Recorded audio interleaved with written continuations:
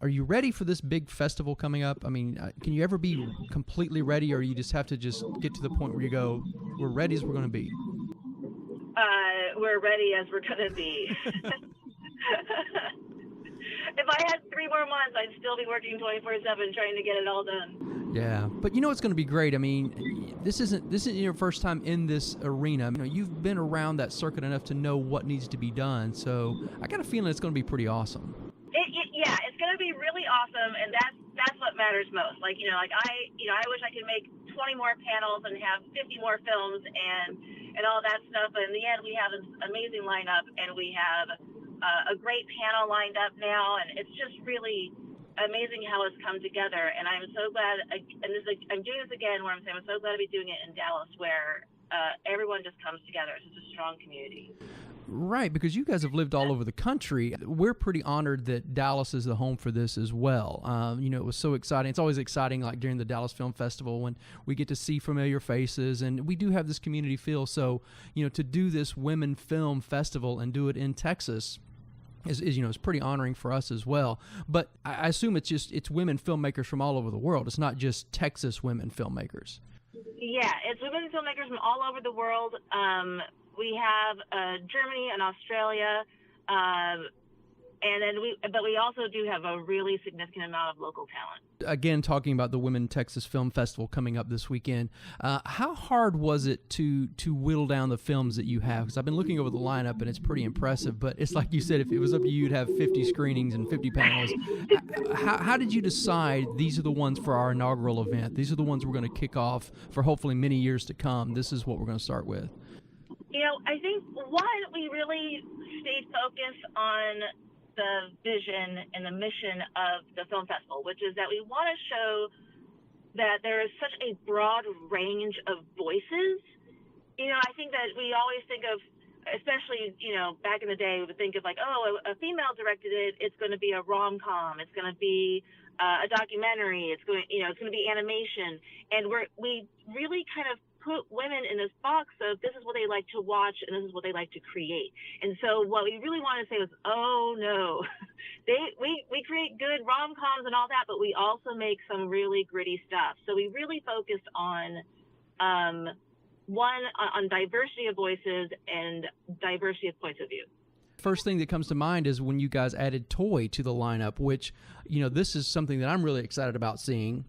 Talk a little bit about, how this came across your radar and how it was submitted and why you chose this one in particular, because this does seem like a very gritty sort of a film. Yeah, and it's a recommend for us. Like we were told how amazing this film was, and the moment I actually, as I was watching it, I'm like emailing my husband going like, this is so amazing. This is so amazing. Like, I can't believe it. And then it was pretty much like we would do anything to have it. And it's produced by women. It's co-written by a woman. And it's one of those things where, yeah, it's very gritty. It's 2 great female leads. The actors are fantastic, and the characters are written so amazingly well.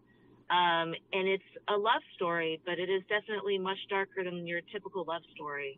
And also On the Farm, same thing. Rachel Talalay is known for, Tank Girl and Doctor Who. So, her voice is very dark as well. So On the Farm definitely also delivers on that kind of level. Right, and now the films you picked too, they weren't just female directors. I mean, the criteria was they could be female writers, producers, cinematographies, composers even. So it's just the main element of women in film. Are you seeing, because like I said you've been in this industry for a while, are you seeing more opportunity, or is it becoming less opportunity to the point that we have to do these film festivals? Are we breaking through the barriers yet for women in film? I think the only progress we've made is we've figured out that we need to break through some barriers. There's more awareness that there's a lot of sexism in the industry, but I don't think the actual change has really congealed yet. And I think what I do love about independent film is I think in actuality, you do see a lot more women working in independent film. And I love independent film also because you also see a filmmaker's voice much more coherently in independent film, I believe. So there is something about, I think I personally see more opportunity in independent film, and that may have been there this whole time, and I just happen to see it now. Agreed. As a film lover, I usually gravitate to the indie side too, because you are going to get that true voice. Yeah. Like there's such a crazy filter for Hollywood where it goes from writing team to executive notes to writing team, and I love seeing independent film. Because if we could give the same budget to independent filmmakers with the freedom that independent filmmakers have, we would have the most amazing movies. Right. If only we could put $50 to $100 million into independent film. Right. Again, we're talking Women Texas Film Festival, August 19th through the 21st here in Dallas at the Texas Theater, which is another really cool, iconic place down in Oak Cliff. Why Texas Theater? Was it just something that sort of gravitated to as well? I love old theaters. And the Texas Theater is just known for amazing programming in general. They're cinephiles, and that's why I love Texas Theater so much.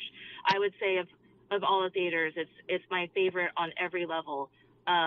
It's a beautiful theater. Barack Epstein is amazing at what he does.